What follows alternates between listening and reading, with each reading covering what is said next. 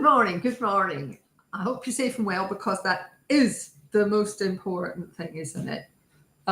Health and time that we have is really all that we have in this world.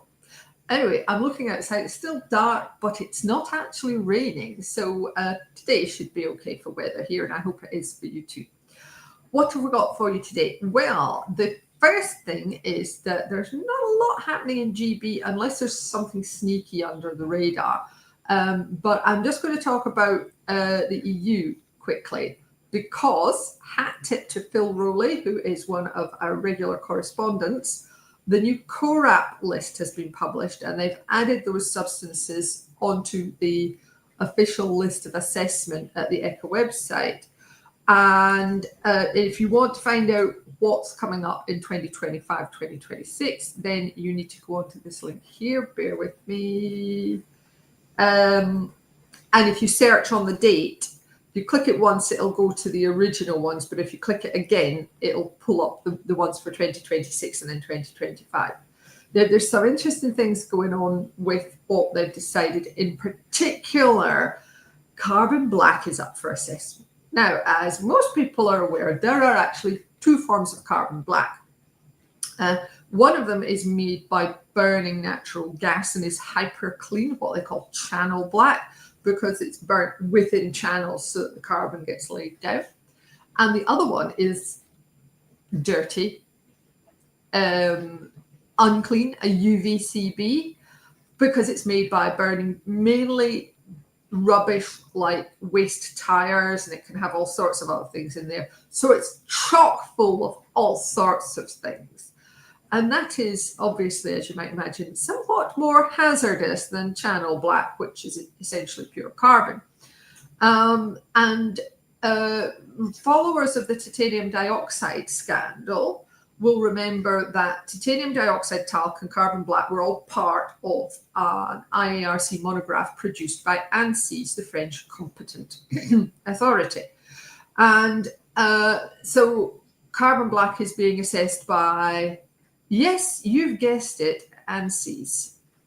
It would have been simpler and easier to hand it to somebody else because that would have then acted as a check on what ANSES came up with, because all of those products were deemed to be carcinogenic, and we are now in a situation where titanium dioxide isn't, but ANSES are fighting it through the European courts. Talc probably is on the ground. Some forms of talc, sorry, not forms of talc, rather, talc itself probably isn't. But because it has historically been mined along with asbestos, it's probably the asbestos in there.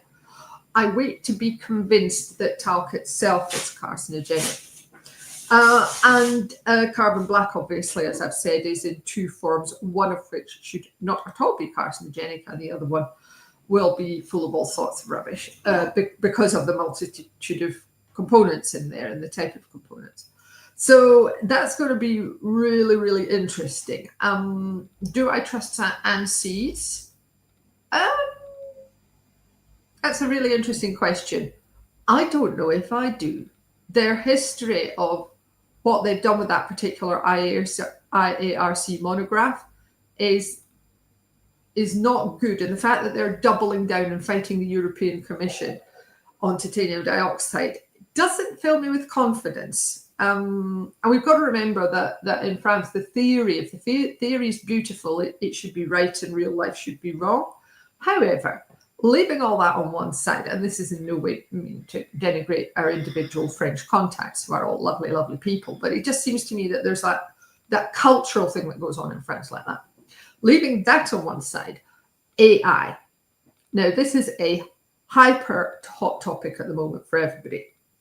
But I think we need to be super, super, super careful about using AI and making sure that human beings are in charge of it.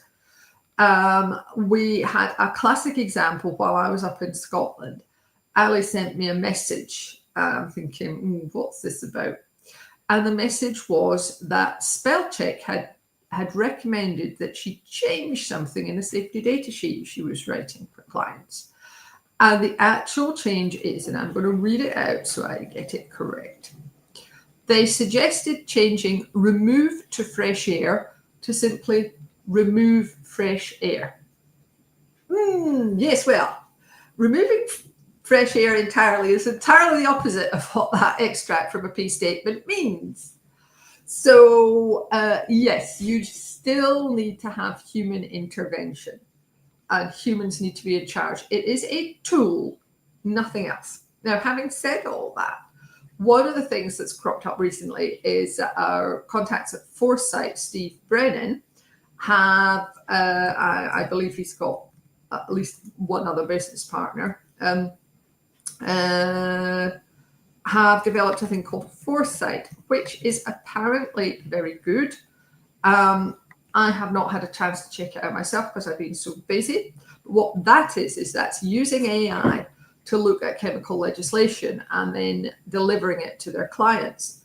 But the really important thing is they go through the results manually and they will summarize things manually. So you get that human being in charge of AI situation. I'm just going to put a link below this video in case it's of interest, because that is a good use of AI, and I can see that that is something coming for the future. And I don't want you to think I'm a complete Luddite. I just think that we have to be in charge of things, you know, in the same way that they say money is a good servant and a bad master. Well, I think AI is like that as well. It's a good servant, but a bad master. And we need to be very, very careful of using it.